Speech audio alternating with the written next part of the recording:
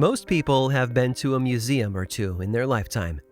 Whether it's the small local building that houses artifacts from the early days of our own community, or the massive metropolitan collections that have dinosaur skeletons in their lobby, museums are a wonderful gathering place of important objects. And yet, some things tend to get lost in the clutter. One such item is housed in the small museum located in the northern English seaside village of Whitby.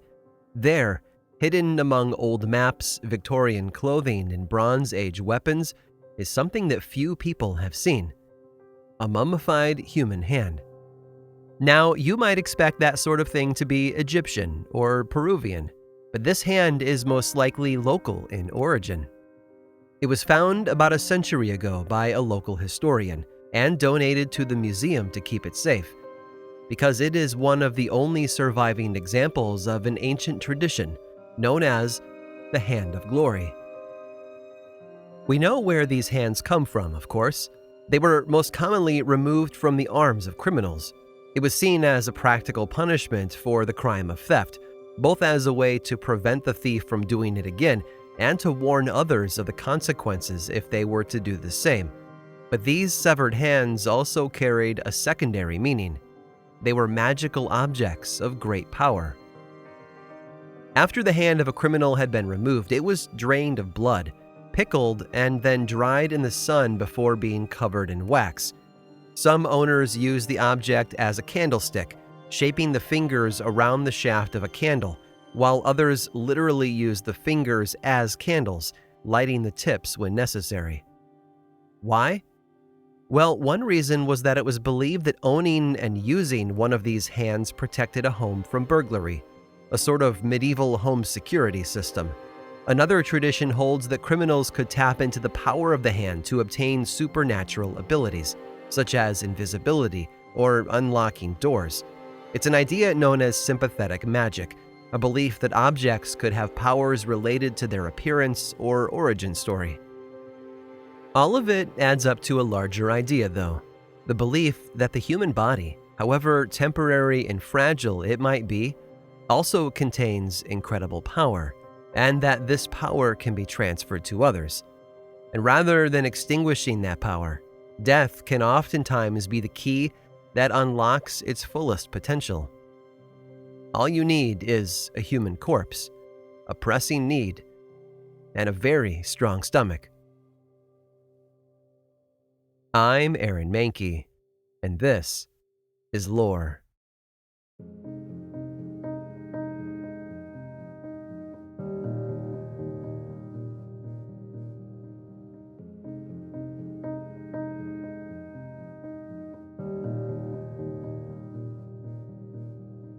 The human body is an amazing machine. Our physical potential, our individual uniqueness, and the interplay between our emotions, intelligence, and inner workings, all of it screams of complexity and impossibility. And yet, here we are. For thousands of years, that incredibleness of the human body has led people to ponder the notion of the divine, that buried inside our physical shapes are clues to help us understand our world just a little better. The lines in our hands, the shape of our skull, the color of our hair or eyes. Every characteristic is a clue, and if we could just interpret them, we could become masters of the world around us. We can see some of the early work in this area in the ideas proposed by the 2nd century Greek physician known as Galen. He was the person responsible for the theory of humorism, the idea that the human body contained 4 substances called humors, and it was the balance of all 4, blood, phlegm, yellow bile, and black bile, that contributed to the personalities of each individual person. One common belief was that criminals had too much bile in their bodies, giving way to the term bad blood, which was a way of putting a scientific label on criminal activities. Of course, I'm using liberal air quotes around the term scientific, but for Galen and his contemporaries nearly 2,000 years ago, this was cutting-edge medicine. And it led to the notion that if we looked hard enough and studied everyone around us, we could identify people who were susceptible to a life of crime. Think of it like an ancient version of the Spielberg film Minority Report, where rather than dealing with criminal behavior after it happens, physicians were beginning to think it was possible to predict that behavior ahead of time. But this idea that the bodies of criminals were biologically different from others has led to horrible leaps in logic throughout history. And you don't have to look much further than the witch hunts of early modern Europe to see the results of that sort of misguided assumption, because it's in the methods and superstitions surrounding the identification of witches that this old idea of the humors comes into play, with deadly results. If you do any reading on the topic of witch trials across the 16th and 17th century Europe, you will eventually encounter the idea of the witch's mark. It was a physical clue that investigators looked for as proof that a person was a witch. These were small, dark marks on their skin, such as moles or freckles, and their presence hinted at a dark lifestyle. Witches were said to use these spots on their body to feed their demonic helpers, known as familiars. But when you examine that idea a bit deeper, you encounter the notion of the four humors, because it wasn't just that a witch could transmit dark magic to their helpers, but that they did it through their corrupt biology. Accused witches were often older women who were less healthy. Their bodies had begun to decay, in a sense, and that opened a door for evil to slip in and take control. The devil used this imbalance of humors to his advantage. He could remove their baptism and fill them with a new, dark mission to be his agents in the land of the living. And there was something else. It was believed that witches drew their power from younger victims, literally by drinking their blood. It's an idea that showed up often in the confessions of interrogated witches, and it led to the belief that if blood was the cause, then blood might also be the cure. If a witch corrupted another person by drawing their blood, then logically, one might be able to break the curse by drawing some of the witch's blood in return. This was the result of another complementary line of thinking. While Galen had been looking at the human body through the lens of the four humors, a later Swiss man named Paracelsus had a different goal. He was an early 16th century physician who believed that the soul was a biological part of the human body, and it was located in our blood. Admittedly, this is a lot to take in, and it's one giant leap in logic after another. It sounds ridiculous to our modern minds, and it's easy to dismiss it all as a result. But one thing to keep in mind is that this was all about the fear people had of criminals. Whether they were thieves or witches, the criminals among us represented a danger to society. They also represented power, though, and power, as we all know, is attractive and magnetic. Something supernatural existed in the blood of criminals, like a performance-enhancing drug, and while that was frightening on the surface, many people began to think and talk about how that could be harnessed. Of course, in order to get that blood, a criminal would have to die, something that happened all too often centuries ago. Crime was inherently violent, and if it didn't kill someone right away, it might very well end in execution. A sort of live by the sword, die by the sword mentality, I suppose. One theory was that the more violent a death a criminal experienced, the more powerful their blood became. That somehow a quick and violent death trapped the person's soul in their blood for a bit longer than a normal, natural death. There was, in a sense, a residual vitality inside the corpse of a criminal. Which led to an incredible idea, however repulsive and extreme it might sound to us today, that the corpse of a criminal had the power to heal. All you had to do was touch it.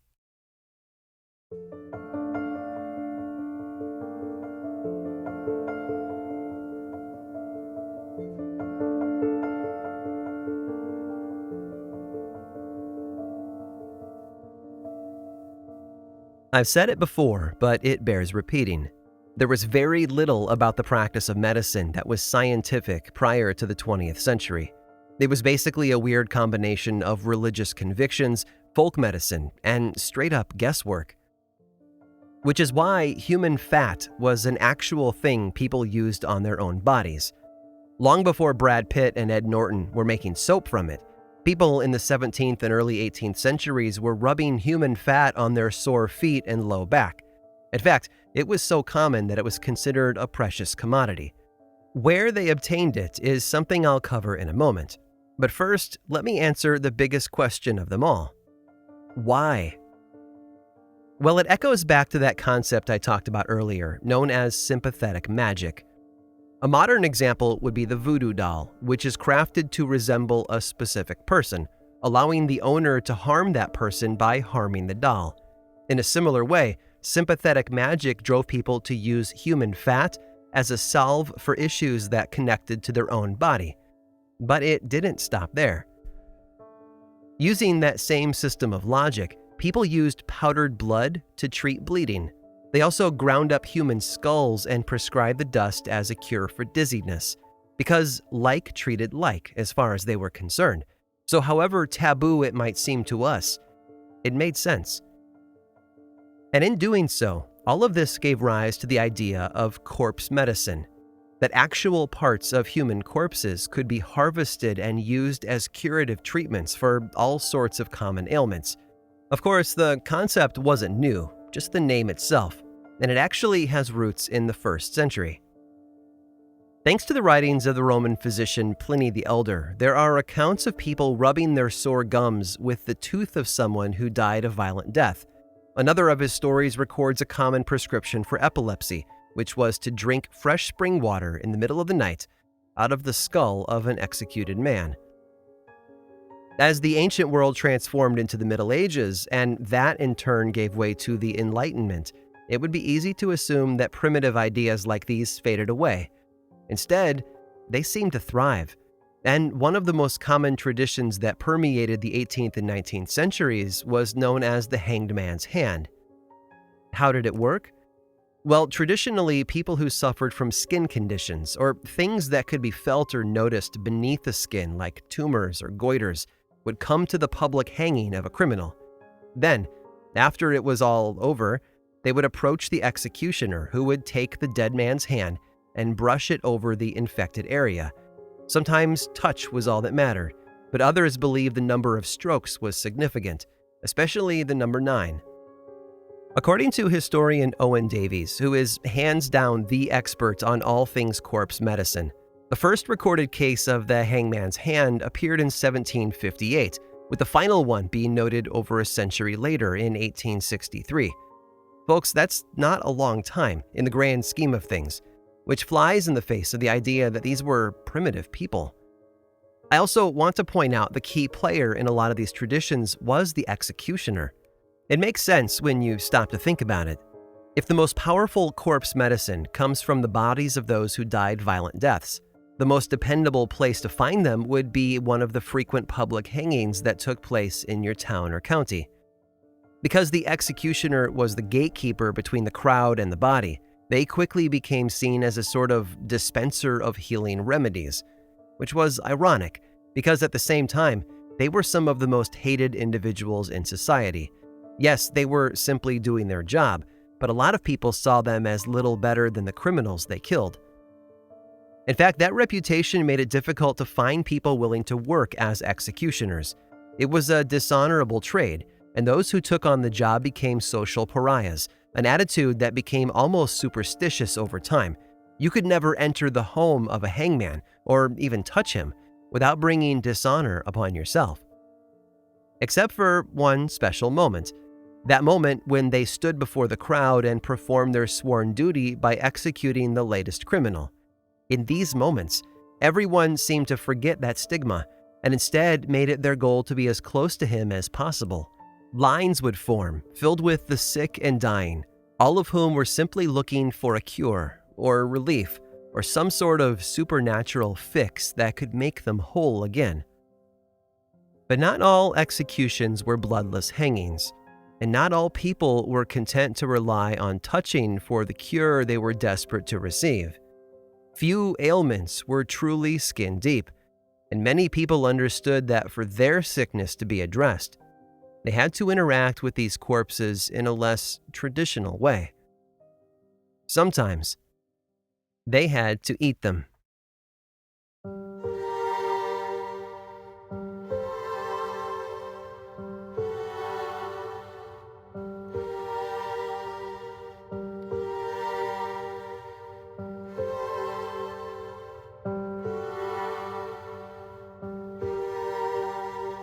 Everything changes over time, including the way people interacted with the corpses of executed criminals.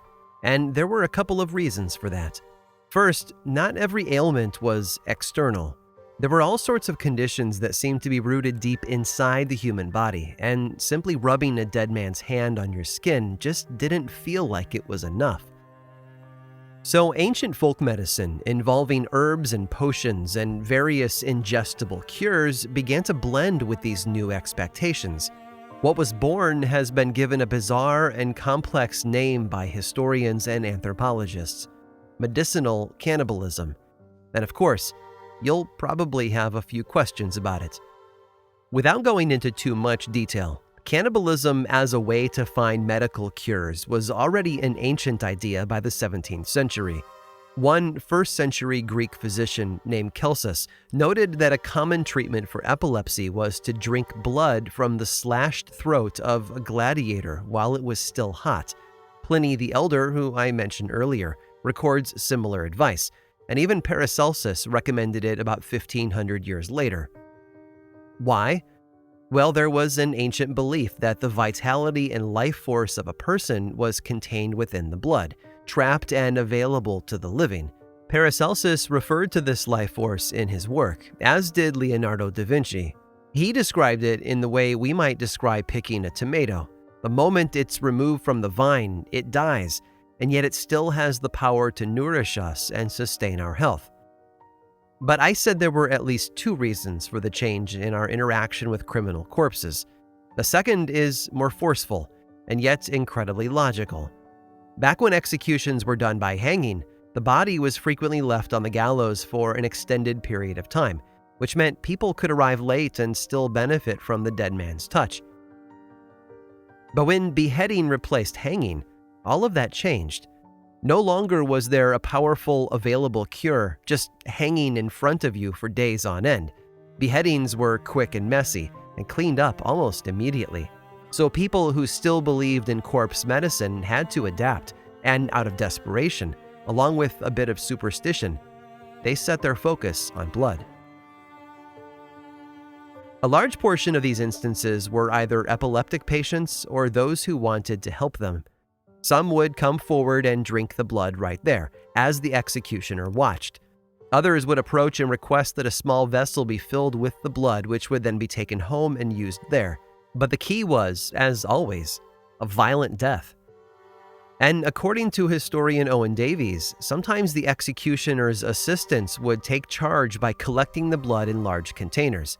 That way, when the crowds approached, they didn't need to see the body itself, and the assistants would dispense the blood in a more professional manner, like a bartender, or a morbid twist on the Christian practice of communion. Step to the rail and drink the blood. It's the sort of event you might expect if your community has always done it. But for someone new, like a visitor, you can imagine how off-putting it might be. And that's the story of John Ross Brown, a writer who found himself in Germany days before an execution outside the prison located in the town of Hanau. From what Brown was able to learn, the criminal was a local farmer who had been wealthy and respected for years. But sometime prior to his trial and conviction, this farmer had taken on a significant amount of debt, enough that he worried about his ability to ever pay it back, and he was desperate to fix that. Months before Brown's arrival, this farmer hired a young woman who was making her way through the area, saving money to set up a better life for herself elsewhere. And when the farmer learned about this small fortune she carried with her, he plotted his way out of debt. One night, a short while later, he lured her into a remote part of his property and brutally murdered her, taking her fortune for himself. Of course, her body was soon discovered, and the farmer was found guilty of her murder, which led to his trial and conviction, and Brown had randomly entered the town right before his sentence was to be carried out: death by beheading. It was a cold morning when the farmer was led out of the prison by a pair of priests and seated on a wooden chair in the center of a large scaffold. Guards surrounded the platform, keeping the enormous crowd of roughly 3,000 onlookers at bay. But despite the huge numbers and the event they had all come to witness, Brown described the crowd as solemn and orderly. After he had been seated and tied to the chair, the farmer was blindfolded, and then a leather strap was fixed beneath his chin and held taut by one of the executioner's assistants. Then, the executioner himself stepped forward, tossed aside his cloak, and drew an enormous longsword, which he held up for the crowd to see. When he was ready, he leveled the sword behind the neck of the man he was about to behead, like a golfer placing their club behind the ball. He made a few small practice motions, pulling back and then moving forward, before he was finally ready. And then, with a mighty swing, he struck. The cut wasn't clean, but Brown doesn't suggest that the farmer lived through the initial blow. The executioner had to cut one last bit of muscle and tissue before the head came free. But when it did, his assistant held it high, still hanging by that leather strap, for all the crowd to see. What happened next is best left to Brown to describe for us. So here's a quote from his account. "I have now to record what would seem incredible in a civilized country. Standing near the scaffold, in close proximity to the criminal, within the guard of soldiers, were 6 to 8 men from the mass of the people, said to be afflicted with epilepsy. The moment the head was off, these men rushed to the body with tumblers in their hands, caught the blood as it spouted smoking warm from the trunk, and drank it down with frantic eagerness. Their hands, faces, and breasts were covered with the crimson flood that ebbed from the heaving corpse. One man, too late to catch the blood as it spurted from the neck, took hold of the body by the shoulders, inclined it over a horizontal position, poured out his tumbler full from the gory trunk, and drank it in a wild frenzy of joy." Brown, of course, was caught off guard. You can hear that in his words, and honestly, any of us would feel the same if we had been there to watch it. It was surprising and shocking, and more than a little barbaric.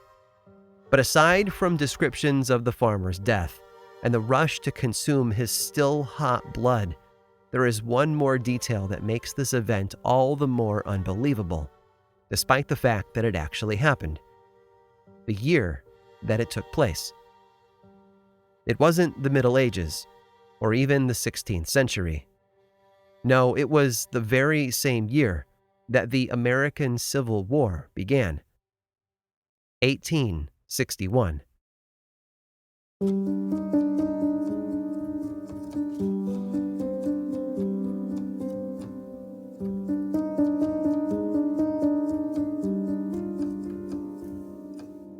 There are a lot of traditions that seem easy to dismiss as primitive. Practices and beliefs that, when placed within the context of our modern scientifically advanced world, almost seem like elements from a fantasy novel or some millennia-old epic poem. They seem like a snapshot from another time. And yet, well, here they are. But there's a fine line between taboo and practical. And as medical science has grown and matured, that line has become a bit more blurry. After all, what's an organ transplant if not a very refined and advanced form of corpse medicine? We've never really let go of the idea that there's power in the human body, and that if we do it just right, we can transfer that power from one person to another. Now, we've spent today talking about how executed criminals were used as the centerpiece of this bizarre and unorthodox practice, but there wasn't always a hanging or beheading available when people needed it. So over the years, other branches of medicinal cannibalism began to sprout up. The pages of history are filled with recipes that use human blood as the main ingredient. One Franciscan pharmacy recorded the instructions for blood jam in 1679, which involved letting the blood congeal before refining it down with heat and filtering it through a sieve. Then it was kept in a glass jar for, well, I don't know what, and I'm not sure I want to. And of course, that's where the tension lies. Yes, hearing about these old traditions certainly has a way of twisting our guts into a knot of uneasiness. But they happened and were part of human culture for a very long time, right up into the late 19th century, in fact. There's even one record of an epileptic woman in Germany requesting blood from an executioner in 1908, but in her instance, she was turned away.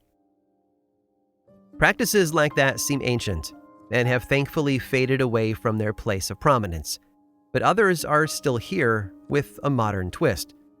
For example, in the 15th century, an Italian scholar recommended that elderly people who were looking for a boost of vitality should find a healthy and happy adolescent and suck their blood, preferably from the arm. And if that sounds familiar, that's because the media has been infatuated these days with a brand new medical startup that takes blood from young donors and makes it available to older customers for a hefty price. There's no evidence it actually works, but that hasn't stopped them from opening multiple locations around the country. Oh, and this medical startup takes its name from the Greek myth of ambrosia, which was the name of a drink used by the gods to grant them immortality. It's a fitting name to borrow, but there's a darker side to the myth as well. In one story, ambrosia is actually a nymph, and a man named Lycurgus of Thrace strikes her down with his axe in a fit of rage, turning her into a grapevine. A violent death, giving birth to the power to heal and sustain. Even today, the old superstitions still bleed through into our modern world. And there will always be those who line up to drink it.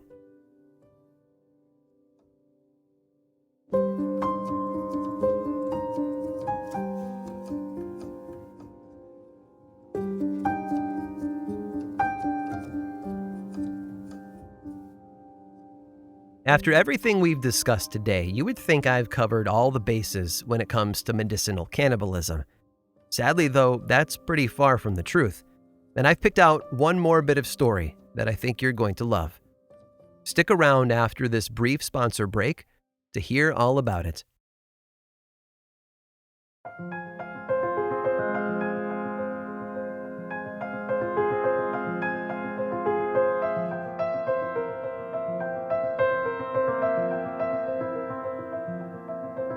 While I think it would help all of us sleep better at night to think that ingesting human body parts for medicinal purposes was relatively uncommon, in the grand scheme of history, we'd be wrong. In fact, while drinking blood was prevalent in the 16th century, there was an older tradition that began over 400 years earlier. To get there, though, I need to take a detour. You see, I could fill hours of audio telling you all of the various ways our ancestors tried to treat their ailments. It's a deep topic with a lot of dark corners, but there's one in particular I want to introduce you to. It's called bitumen. It's a thick black substance, almost like a malleable wax, that's derived from petroleum. 1,000 years ago, it was a common form of treatment used in Greco-Roman and Arabic cultures. The bitumen would be applied topically to the skin, and it was thought to aid in everything from pain relief to accelerating the healing of wounds and sores. It was prescribed for coughs, fevers, even broken bones. In time, Europeans began to explore the regions around the Mediterranean, and that's where they encountered it for the first time. I'm sure more than a few of them asked where it came from, but the vast majority of people just sort of took it for granted. Bitumen existed, and it was a medicinal aid, and who could complain about that? Then, around the 11th century, Europeans got their first glimpse of the ancient human remains scattered all across northern Egypt, and they noticed something. There, like dark stains on their corpses, was a thick black substance that felt like a soft wax. Now, you also need to understand that Europeans had been told that the ancient Egyptians prepared their dead using bitumen, but I'm not sure how accurate that was. Yes, they removed the internal organs and replaced them with chemicals meant to preserve the body. And yes, those substances, along with the body's natural fluids, eventually seeped out through a process known as exudation. The result was a black substance on the surface of the corpse. And Europeans ate it up. Literally. They assumed if it's just the bitumen used in the embalming process leaking out to the surface, surely it would have the same healing effects as the bitumen used by ancient people. More, in fact, because it came from dead bodies. So around the 12th century, they began to transport these ancient Egyptian corpses home, where the entire body would be ground up and used as a medicine. In a lot of ways, it was the gateway drug. First, these powdered human remains became popular because of their origin story and the substance associated with them, but that quickly spread to other uses for the human body. King Charles II was known to carry around a glass vial filled with ground human skull in an alcohol solution. They called it king drops, and he would take a dose anytime he felt ill. Nothing beats the original, though. For centuries, ground-up Egyptian corpses were a hot commodity. It was exported all over, and there are still records of it in 16th century English customs books. But supply and demand eventually made it too expensive for the ordinary European, and that's about the time people started grasping for easier straws. Straws like the hangman's hand, or the blood of a beheaded criminal. Oh, and one last thing. The Latin word for that black bitumen wax was the term mummia. And because the first encounters that Europeans had with ancient Egyptian corpses was essentially a mining effort to extract this mummia for their own gain, they started referring to the bodies as mummies, and the name has stuck around to this day. Bitumen is still around too.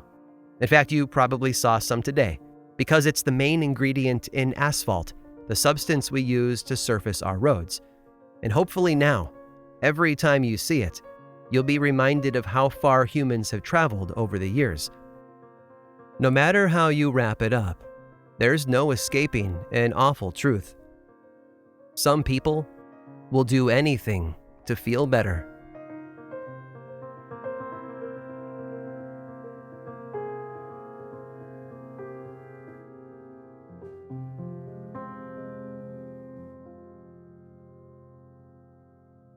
This episode of Lore was written and produced by me, Aaron Mahnke, with research by Sam Alberti and music by Chad Lawson. Lore is much more than just a podcast. It's a book series available in bookstores and online, and 2 seasons of the television show on Amazon Prime Video. Check them both out if you want more lore in your life. I also make 2 other podcasts, Aaron Mahnke's Cabinet of Curiosities and Unobscured, and I think you'd enjoy both of them. Each one explores other areas of our dark history, ranging from bite-sized episodes to season-long dives into a single topic. You can learn about both of those shows and everything else going on over in one central place, theworldoflore.com/now. And you can also follow the show on Twitter, Facebook, and Instagram. Just search for Lore Podcast, all one word, and then click that follow button. And when you do, say hi. I like it when people say hi. And as always, thanks for listening.